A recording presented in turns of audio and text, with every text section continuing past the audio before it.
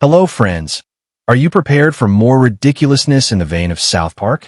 Brace yourselves for the new chapter of our satirical story, Operation Salmonella, the Hypocrisy World Tour.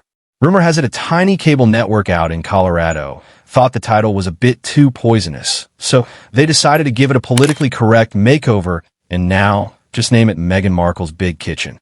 This time, Prince Harry and Meghan's never-ending global tour of seclusion has taken an urgent detour. No, it's not for another heartfelt Oprah interview about how difficult it is to live in a castle with staff. This time, the mission was significantly more honorable. Oh my God, they flew in to save LA's homeless from starving to death, Cartman said, pushing a bag of chips behind his back and covering his double chin. Dude, their kindness killed my appetite, Stan continued irritably. All right, let's go into what actually happened down. Let's head over to the organization named Our Big Kitchen Los Angeles. This is the incident where Harry and Meghan turned up for Thanksgiving, purportedly full of holiday joy, to cook and distribute out meals to the homeless. To be honest, though, it appears more like a last-ditch effort to pull their ratings out of the Mariana Trench and begin a titanic struggle against common sense and fundamental health regulations. Our South Park buddies are watching a footage from the occasion. There's Meghan on TV, smiling and cooking with passion. But instead of the legally needed high red, her hair is hanging over the meal like an additional garnish. Boom! Compliments of the cook in your soup. Meghan's DNA right on your plate. Bon appetit. And her sleeves, where are they? Stan screams and almost topples over on his chair. Bare armpits over hot saucepan. Is the soup going to arrive with a whiff of royal beau? Before it's too late, someone should contact the health inspector. Cartman, who's now behaving like he's the top health inspector despite merely studying those laws so he could shut down the school lunch, is already yelling at the television. Do you notice this? They would already be handcuffing me if I cooked that way. Why do they get a pass, but I don't? The reality is brutally simple. They weren't actually cooking anything at all. It appears like the whole affair was simply a fast picture session. Stand there with cheerful grins, flash the Arca Wheel emblem, and bail before anyone asks them to conduct actual work. The volunteers who were actually preparing the dinner were seated at a different table from the Sussexes. According to observers, Harry and Meghan graced the kitchen with their presence for approximately 18 minutes, grabbed their money shots, and then went back into the fog of their seclusion. All of this just proves that their visit was meant first and foremost to shore up Meghan's economic endeavors. Look at me, please. I'm extremely sweet and compassionate. I'm assisting folks. And while you're all warmed up, maybe you want to buy a $65 candle or watch the Christmas edition of my program. Kyle Mox. Let's call things what they are. This isn't a good deed. It's a desperate attempt to rescue a series of failing commercial ventures and revive a reputation that is on life support.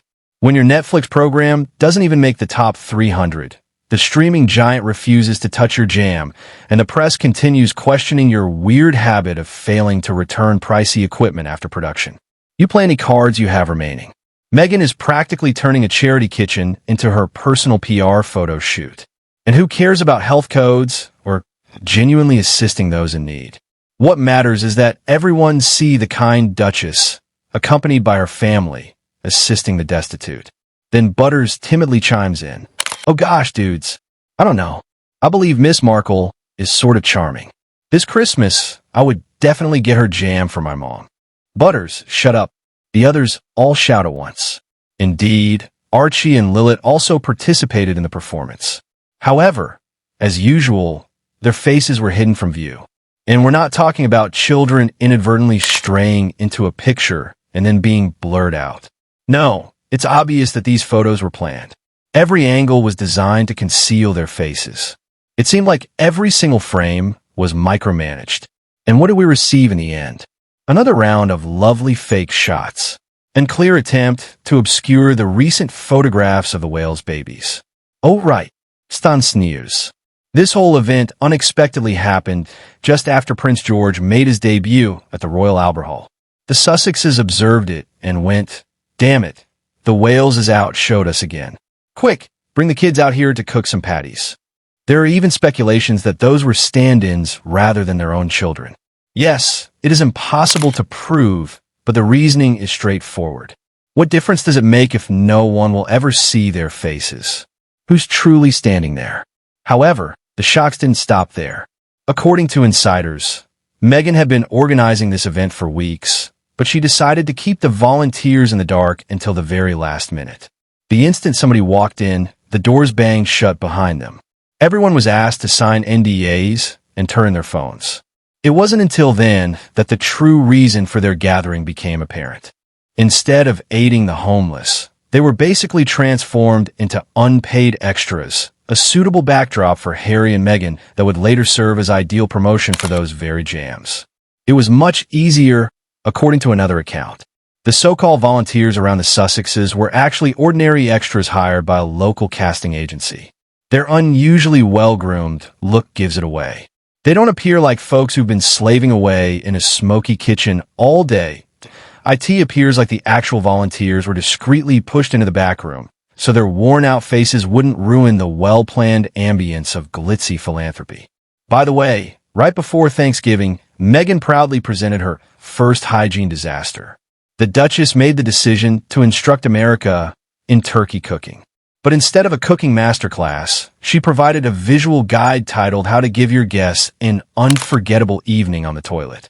In the video, Meghan joyfully massages marinade into a raw carcass while flashing $200,000 worth of diamonds. Bracelets jingle, rings sparkle, and salmonella celebrates. Then, after a merely symbolic finger washing, she promptly takes the peppermill, followed by half the kitchen equipment, lavishly scattering microorganisms across every surface she touches. The jewelry, of course, never comes off. Well, why not? Bacteria want to live in luxury, too, Stan says snidely. And on that upbeat note, folks, we conclude up today's edition of Operation Salmonella.